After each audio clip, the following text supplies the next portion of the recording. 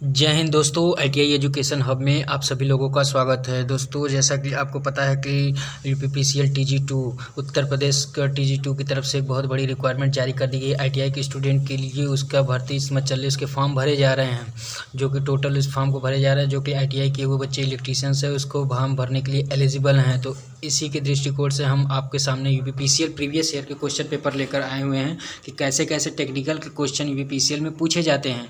तो आज हम 24/1/2019 का जो पेपर हुआ था 24 जनवरी को, उसके जो सेकंड शिफ्ट का पेपर हुआ था उसी को हम लेकर आपके सामने आए हैं कि उसमें कैसे क्वेश्चन आपसे पूछे जाते हैं। तो उसी के बारे में हम टेक्निकल के क्वेश्चन को देखेंगे। तो आइए देखते हैं, इस वीडियो को पूरा देखिएगा तो ताकि आपको पता चल सके कैसे कैसे क्वेश्चन, कहाँ से क्वेश्चन, किस किस टॉपिक से क्वेश्चन पूछे जाते हैं। तो आइए देखते हैं उस क्वेश्चन के बारे में क्या है। तो उस क्वेश्चन के बारे में अगर देखा जाए तो उस क्वेश्चन के बारे में हम देखते हैं तो इसमें सबसे पहला क्वेश्चन देखिए कैसा पूछा गया है। सबसे पहले क्वेश्चन की बात करें अगर इसमें पूछने का है तो इसमें पूछा हुआ कि बीआईएस के अनुसार इमारतों और भू इलेक्ट्रोड के बीच की दूरी में कम नहीं होनी चाहिए। किससे कम नहीं होनी चाहिए? तो इसका सही जवाब देख लीजिए 1.5 जो मीटर होता है उससे कम जो होता है नहीं होनी चाहिए। ये जो होता है ये इलेक्ट्रॉनिक्स क्वेश्चन से पूछा गया है, पावर सिस्टम क्वेश्चन से पूछा गया है। अगला क्वेश्चन का अगर देखें तो एक 3 फेज 50 हर्ट्ज प्रणाली प्रेरण मोटर में 1500 आरपीएम का चल रही है तो उसके पोलों की संख्या क्या होगी? तो इसमें जो फार्मूला होता है फार्मूले बेसिस से इसका सवाल लगाया जाता है। 120 F/2 पाई के अनुसार से जो एक फार्मूला दिया रहता है उसी से यह सवाल लगाया जाता है। अगर बात किया जाए अगले क्वेश्चन की, सौर बैटरी में निम्न में से किस प्रकार की सामग्री का प्रयोग किया जाता है? इसका सही जवाब हो जाएगा सेमीकंडक्टर प्रकार की जो सामग्री होती है उसी का प्रयोग किया जाता है। अगला क्वेश्चन है, मापन यंत्रों में बालकमानी में क्या प्रयोग किया जाता है? कौन सी सामग्री प्रयोग की जाती है? तो इसमें फास्फोरस कांसा जो होता है इसमें सही जवाब हो जाएगा, प्रयोग किया जाता है। अगला क्वेश्चन अगर बात किया जाए तो डीसी जनरेटर किस सिद्धांत पर कार्य करता है? तो इसका सही जवाब हो जाएगा फैराडे के चुंबकीय प्रेरण के सिद्धांत पर कार्य करता है। देखिए लगभग कैसे कैसे क्वेश्चन पूछे जाते हैं, इसीलिए हमने आपके प्रीवियस ईयर के क्वेश्चन की एक सीरीज तो बनाई है कि जितने भी यूपीपीसीएल के प्रीवियस ईयर के पेपर हुए हैं सभी आपके सामने हम लेकर आएंगे एक एक करके, एक एक दिन के सभी, चाहे 2019 के, चाहे 20 के, चाहे 21 में जो भी पेपर हुए हैं सभी हम आपको प्रीवियस ईयर के पेपर टेक्निकल के कराएंगे। तो इसमें अगला क्वेश्चन करा कि बीआईएस के अनुसार फर्श से छत के पंखों की न्यूनतम ऊंचाई क्या होती है? तो इसका सही जवाब हो जाएगा 2.575 मीटर जो होती है उसकी ऊंचाई होती है। अगला क्वेश्चन 7 करा कि निम्न में कौन सा उपकरण एक इलेक्ट्रीशियन के टूल किट में नहीं पाया जाता है? तो इसका सही जवाब हो जाएगा वाइस जो होता है वो नहीं पाया जाता, उसके टूल्स में जो होते हैं वाइस जो है नहीं पाया जाता है। अगला क्वेश्चन कर रहा है कि संगलक मतलब जो फ्यूजिंग कारक होता है, फ्यूजिंग कारक होता है वो कैसा होता है? तो उसका जो प्रतिरोध जो होता है विद्युत धारा होता है, न्यूनतम फ्यूजिंग विद्युत धारा और श्रेणीकृत होता है वो श्रेणी में जोड़े जाते हैं। हमारा अगला क्वेश्चन क्या कर रहा है? अगला क्वेश्चन कर रहा है कि ग्रीन नोब एल श्रृंखला एमसीबी जो होती है में प्रभावी ढंग से प्रयोग किया जाता है। तो जो होता है लाइटिंग सर्किट जो होती है वो प्रभावी ढंग से प्रयोग की जाती है। हमारा अगला क्वेश्चन कह रहा है कि किस विद्युतीय उत्पादन संयंत्र की संचालन लागत न्यूनतम होती है? तो जो संचालन लागत होती है विद्युत उत्पादन की, हाइड्रो इलेक्ट्रिक की जो होती है संचालन लागत जो होती है वो न्यूनतम होती है। हमारा अगला कह रहा है कि 300 वोल्ट पैमाने की रेंज में वोल्ट मीटर का पाठ्यांक 40 वोल्ट है और लेकिन मीटर चयन करता 30 मीटर है तो उसका रीडिंग, तो ये न्यूमेरिकल क्वेश्चन है। तो इस टाइप्स के न्यूमेरिकल भी आपको आते हैं, इस टाइप के न्यूमेरिकल आपको लगा कर जाने हैं ताकि आप उसको सही से कर सकें। अगला क्वेश्चन कर रहा है एक निकाय संकेतक ट्यूब की अधिकतम लंबाई हो सकती है? एक निकाय संकेतक की अधिकतम लंबाई हो सकती है तो इसका सही जवाब हो जाएगा जो है 5 मीटर की अधिकतम लंबाई हो सकती है।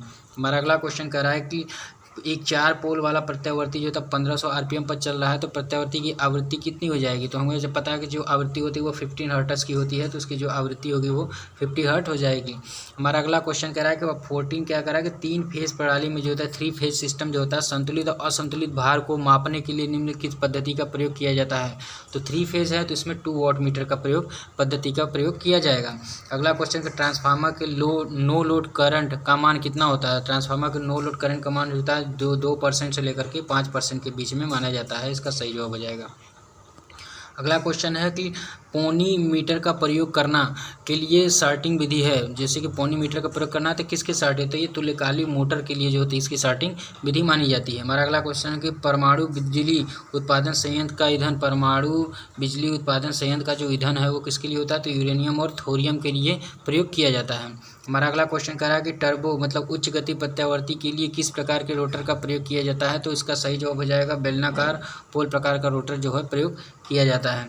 अगला क्वेश्चन कह रहा है रहा है कि बोल्टिंग रेटिंग में 650 वोल्ट से 33,000 वोल्ट के बीच की सीमा कितनी होती है, तो इसका सही जवाब हो जाएगा 1 हो जाएगा। इसका उच्च वोल्टेज जो होगा इसकी सही सीमा हो जाएगी। तो इसमें हम प्रीवियस ईयर के क्वेश्चन आपको करा रहे हैं, ये आपके लिए काफ़ी हेल्पफुल साबित होंगे पेपर देने के लिए कि कैसे क्वेश्चन आते हैं, उसी के हिसाब से आप उसको पढ़ सकते हैं।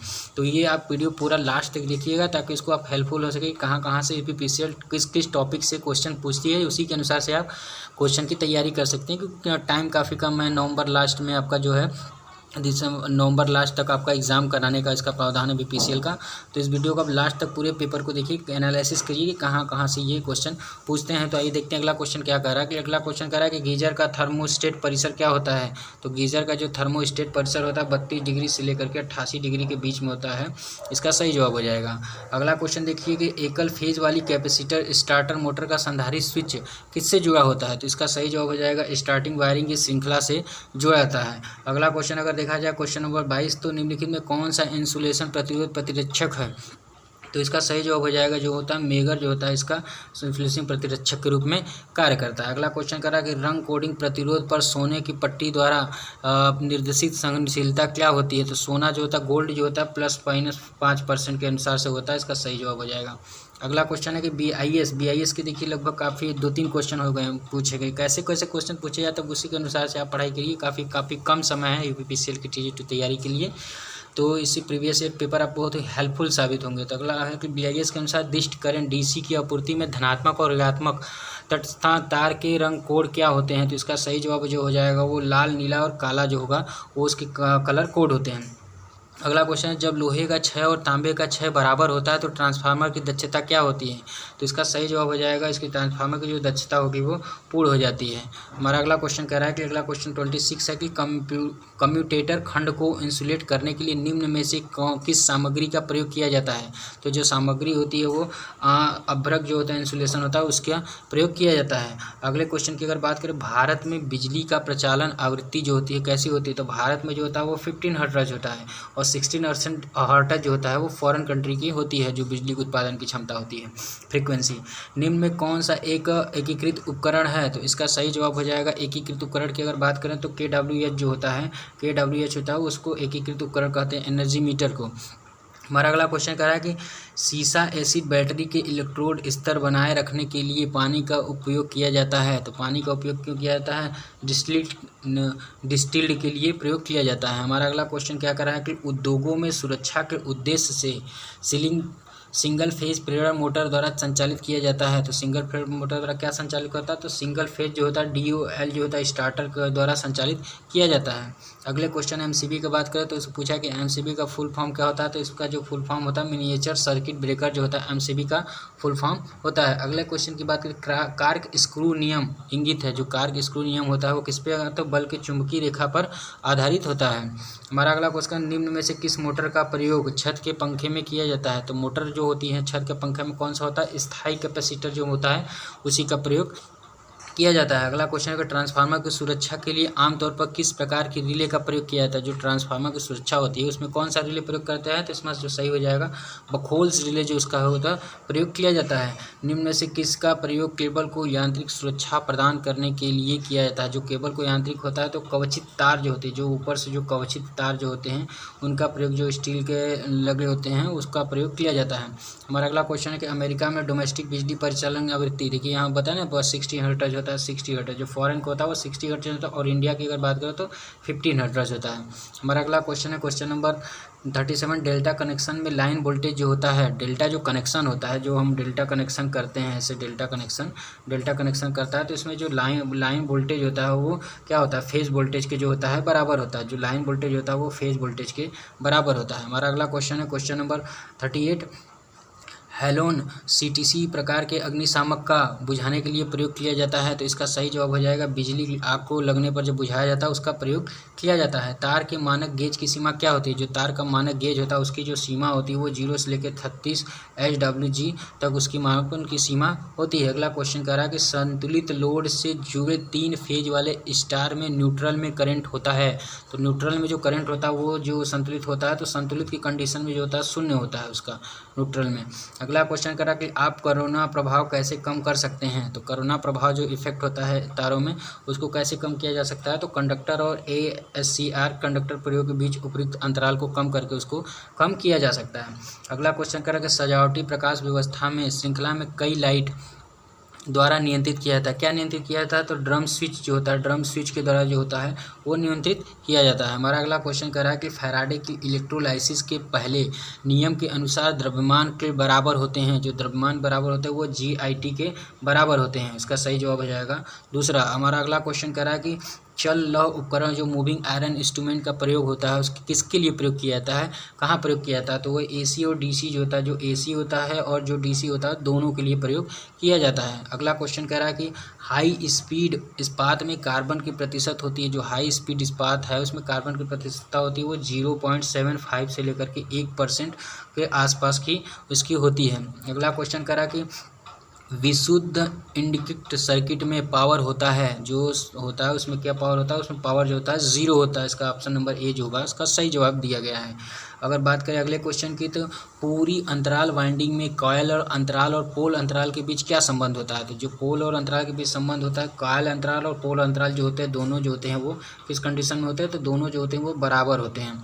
हमारा अगला क्वेश्चन क्या कह रहा है कि अगला कह रहा है कि यदि एक तुल्यकाली मोटर अति उत्तेजित होकर चल रही है, मतलब काफ़ी तेज चल रही है, तो उसकी शक्ति क्या होगी। तो उसकी शक्ति जो होगी वो क्या होती है, वो शक्ति जो होती है अग्रगामी, उसकी शक्ति जो होती है अग्रगामी कहलाती है। अगला क्वेश्चन क्या कर रहा है कि एक प्रतिक्षेप स्टार्ट प्रेरण मोटर होता है, जो उसका क्या होता है। तो एक फेज जो होता है AC मोटर होता है, एक phase AC motor, single phase AC motor कहलाता है। अगले क्वेश्चन की अगर बात करें तो सॉफ्ट सोल्डरन में टीन और सीसा का प्रतिशत होता है। तो टीन और सीसा का जो प्रतिशत होता है सॉफ्ट सोल्डरन में, तो उसमें 60 और 40 का अनुपात जो होता है। सॉफ्ट सोल्डरन में 60 और 40% का अनुपात होता है। अगले क्वेश्चन की अगर बात करें 51, घरेलू उपकरण में तापन तत्व के लिए निम्नलिखित में किस सामग्री का प्रयोग किया जाता है। तो जो प्रयोग किया जाता है उसमें कौन सा तत्व होता है। तो उसमें जो होता है निक्रोम जो होता है वो उसी का प्रयोग किया जाता है। इसका निक्रोम का प्रयोग किया जाता है। ऑप्शन नंबर दूसरा इसका सही जवाब हो जाएगा। तो देखिए कैसे कैसे क्वेश्चन इसमें पूछे जाते हैं। कभी कभी हार्ड क्वेश्चन भी आ जाते हैं, कभी कभी स्लो क्वेश्चन भी, सिंपल क्वेश्चन भी UPPCL की तरफ से पूछे जाते हैं। नॉर्मली क्वेश्चन भी कभी कभी देखने को मिल जाते हैं। काफ़ी तरह UPPCL के क्वेश्चन का जो लेवल होता है बहुत ही अच्छा होता माना जाता है, क्योंकि ये जॉब इलेक्ट्रीशियन के बच्चों के लिए काफ़ी ही महत्वपूर्ण होती है। क्योंकि बच्चे काफ़ी ज़्यादा मात्रा में इसकी तैयारी करते हैं UPPCL TG2 के लिए। तो इस समय UPPCL TG2 की भर्ती आ चुकी है, तो बहुत ही अच्छा सुनहरा मौका है उन बच्चों के लिए जो ITI इलेक्ट्रीशियन से कर चुके हैं और उसकी तैयारी कर रहे थे काफ़ी समय से। तो अगला क्वेश्चन देखिए क्या कह रहा है कि AC सर्किट में अगर वोल्टेज और करंट के बीच फेज अंतर 90 है तो विद्युत शक्ति होगी। तो विद्युत शक्ति इसकी जो फेज एंगल 90 है तो उसकी विद्युत शक्ति जो हो जाती है वो 0 हो जाती है। इसका ऑप्शन नंबर सही हो जाएगा C। टेकोमीटर का प्रयोग किसके मापने के लिए किया था। जो टेकोमीटर होता है, टेकोमीटर के द्वारा जो होता है मोशन अर्थात गति को मापने के लिए टेकोमीटर का प्रयोग किया जाता है। अगर अगले क्वेश्चन की बात करें, निम्न में से किस प्रकार का लैंप DC सप्लाई पर काम करता है। तो DC सप्लाई पर काम करने वाला जो लैंप है वो होता है आर्क लैंप जो होता है वो DC सप्लाई पर कार्य करता है। हमारा अगला क्वेश्चन क्या कह रहा है कि अगले क्वेश्चन BH वक्र में B का प्रतिनिधित्व करता है। जो B होता है वो किसका प्रतिनिधित्व करता है। तो B जो होता है वो मैग्नेटिक क्षेत्र, मैग्नेटिक फील्ड का प्रतिनिधित्व करता है, चुंबकीय क्षेत्र का प्रतिनिधित्व करता है। अगला क्वेश्चन की अगर बात करें 65, तो DC जनरेटर में कम्यूटेटर का क्या कार्य है। जो कम्यूटेटर लगा तो उसके द्वारा हम क्या करते हैं। तो कम्यूटेटर के द्वारा हम AC वोल्टेज को DC वोल्टेज में बदलने का कार्य करते हैं कम्यूटेटर के द्वारा। हम अगले क्वेश्चन की अगर बात करें तो सीरीज मोटर लोड करंट, मतलब जो IL होता है, जो सीरीज में लोड करंट लगता है उसके लिए फार्मूला होता है, उसमें हम क्या बेस को डिफाइन कर सकते हैं। तो इसमें जो IA जो होता है सीरीज मोटर में जो IA होता है वो ISC के बराबर होता है। हमारे अगले क्वेश्चन की अगर बात करें, निम्न में कौन सा विषम चुंबकीय पदार्थ है। तो जो विषम चुंबकीय पदार्थ होता है वो बिस्मथ होता है, एंटीमनी होता है, स्वर्ण होता है। ये विषम चुंबकीय पदार्थ के रूप में जाने जाते हैं। अगले क्वेश्चन की अगर बात करें तो एक 1200 मीटर तार में 60 ओम का रेजिस्टेंस लगा हुआ है। ठीक है, ओम का रेजिस्टेंस प्रतिरोध लगा हुआ, 20 मीटर तार के प्रतिरोध की गणना कीजिए। तो 220, तो इसमें R = जो फार्मूला होता है R = ρL/A के अनुसार से आप फार्मूले से सूत्र से इस सवाल को लगा लेंगे तो इसका सही जवाब आ जाएगा 12 ओम। इसका सही जवाब आ जाएगा। अगर फ्यूज तार में क्या होना चाहिए, तो जब फ्यूज तार होता है तो उसका क्या होना, गलनांक उच्च होना चाहिए, क्वथनांक उच्च होना चाहिए, प्रतिरोधकता, तो उसमें सही जवाब हो जाएगा जो इसकी प्रतिरोधकता वो निम्न होनी चाहिए और इसका जो गलनांक स्थिरांक होगा वो भी निम्न होना चाहिए, ताकि वो कोई भी फॉल्ट अगर आए तो वो प्रतिरोधकता अगर निम्न होगी तो वो जल्दी से गल जाए और हमारे जो इंस्ट्रूमेंट लगे हुए उनकी रक्षा की जा सके। अगले क्वेश्चन की अगर बात करें, जब एक सीसा एसिड बैटरी को उच्च करंट से आवेशित और निरावेशित किया जाता है तो क्या घटित होता है? तो सीसा बैटरी जो आवेशित अनावेशित किया होता है, बकलिंग का जो काम होता है, जो बकलिंग का काम होता है उसके द्वारा यह किया जाता है। हमारा अगला क्वेश्चन क्या करा कि 5 ओम के 3 प्रतिरोध एक श्रृंखला में जुड़े हुए हैं तो तुल्य प्रतिरोध पूछ रहा है। तो आपको पता है कि जो रेजिस्टेंस तुल्य प्रतिरोध इक्वल टू होता है, जितने भी होते हैं उनको सीरीज में जोड़ दिया जाता है, उसका तुल्य प्रतिरोध निकाल लिया जाता है। तो इसमें 5 ओम के 3 प्रतिरोध हैं, तो 5 ओम के अगर 3 प्रतिरोध की बात करें तो 5 ओम मतलब 15 ओम इसका सही जवाब आ जाएगा। हमारा अगला क्वेश्चन है कि 2 प्रत्यावर्ती अल्टरनेटर के तुल्यकालन के लिए मुख्य शर्तें क्या हैं? तो जो मुख्य शर्तें होती हैं वो इसमें वोल्टेज, आवृत्ति और फेज अनुक्रम जो है समान होने चाहिए। तीनों जो होते हैं समान होने चाहिए, तभी इसके लिए कंडीशन सही साबित होता है। अगले क्वेश्चन की बात करें, एक 3 फेज 4 पोल 50 हर्ट्ज वाली तुल्यकालिक मोटर की गति क्या होती है? तो इसके फार्मूले के अनुसार से इस न्यूमेरिकल को आप लगा लेंगे तो इसका सही जवाब आ जाएगा 1500 आरपीएम, जिसका सही जवाब आ जाएगा। अगले क्वेश्चन की बात करें, डीसी मोटर की दिशा को कैसे बदला जा सकता है? जो डीसी मोटर की जो दिशा है उसको कैसे बदला, तो फेज एंगल को कन्वर्ट करके बदला जा सकता है या किसी अन्य कंडीशन में। तो इसका सही जवाब आ जाएगा जो फील्ड या आर्मेचर कनेक्शन है उसको उलट दिया है। तो जो हम कनेक्शन करते हैं उसको, फील्ड जो आर्मेचर का जो कनेक्शन करते हैं उसको हम इधर से दाएँ से बाएँ जो उलट देते हैं, अपोजिट कर देते हैं, उसी के अनुसार से उसको बदला जा सकता है। ये देखिए BIS से फिर एक क्वेश्चन आया हुआ है।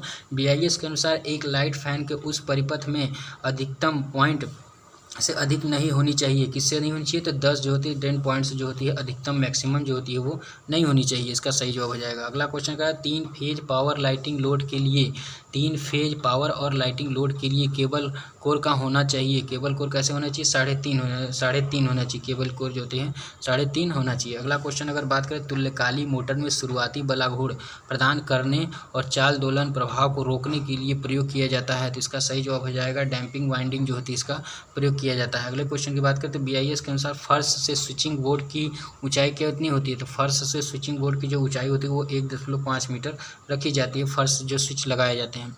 अगला क्वेश्चन कह रहा है कि इलेक्ट्रिक रेलवे इंजन के लिए प्रयोग की जाने वाली यूनिवर्सल मोटर जो होती है कैसी होती है? तो 2200 हार्स पावर की जो लगाई जाती है उसकी लगाई जाती है।